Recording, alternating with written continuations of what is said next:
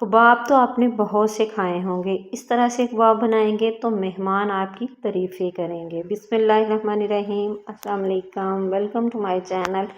जी तो मैंने लिए हैं आलू, आधा किलो छिले हुए आलू हैं और 2 हिस्सों में मैंने काट लिया है।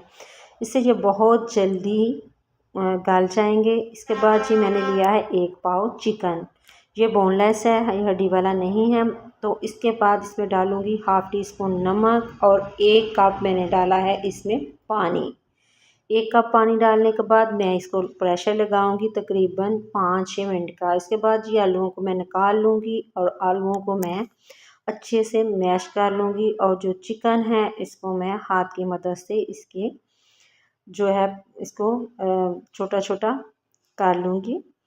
और ये बहुत मज़े के, बहुत ही टेस्टी, बहुत ही झटपट से तकरीबन ये 10 मिनट में ये जो कबाब हैं ये रेडी हो जाएंगे। इतने मज़े के, मेहमान आए झट से बनाएं। शामी में थोड़ा टाइम लगता है तो ये झटपट से बनाएं और बहुत ही मज़े के आलू के कबाब रेडी हैं। अब मैंने लिया है जी गरम मसाला पाउडर, ज़ीरा पाउडर है हाफ़ टी स्पून, लाल मिर्च पाउडर हाफ़ टी स्पून, हल्दी हाफ़ टी स्पून है, कुतरा मिर्च हाफ़ टी स्पून है, नमक हाफ़ टी स्पून मैंने डाला है, काली मिर्च हाफ़ टी स्पून और ये जो सूखे धनिया का पाउडर है ये 1 टीस्पून है। हरी मिर्च कुटी हुई 1 टीस्पून है और धनिया तकरीबन मैंने लिए है थोड़ा सा धनिया लिया है तकरीबन आधी प्याली के करीब कटा हुआ। और मैं हाथ की मदद से इसको अच्छे से मिक्स करूँगी और थोड़ा सा टेस्ट करके देख लूँगी कि ये नमक मिर्च इसमें परफेक्ट है। ये बहुत ही जल्दी बनेंगे और बहुत ही मज़ेदार।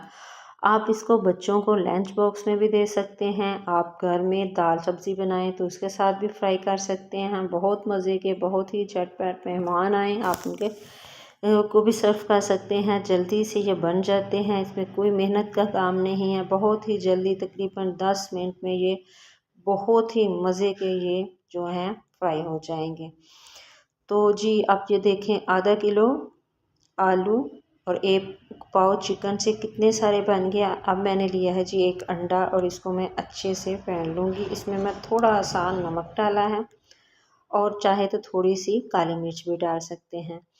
तो मैंने इसको अच्छे से फेंट के मैं डिप करूँगी जो कबाब बनाए हैं और मैं इसको फ्राई कर लूँगी। ना ऑयल मैंने बहुत ज़्यादा गर्म किया है और ना बहुत ज़्यादा ठंडा है।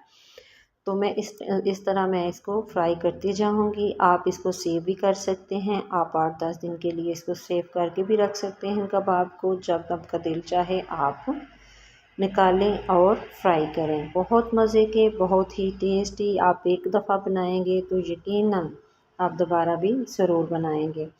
और बहुत ही झटपट, सबसे बड़ी बात है कि बहुत ही झटपट बन जाएंगे।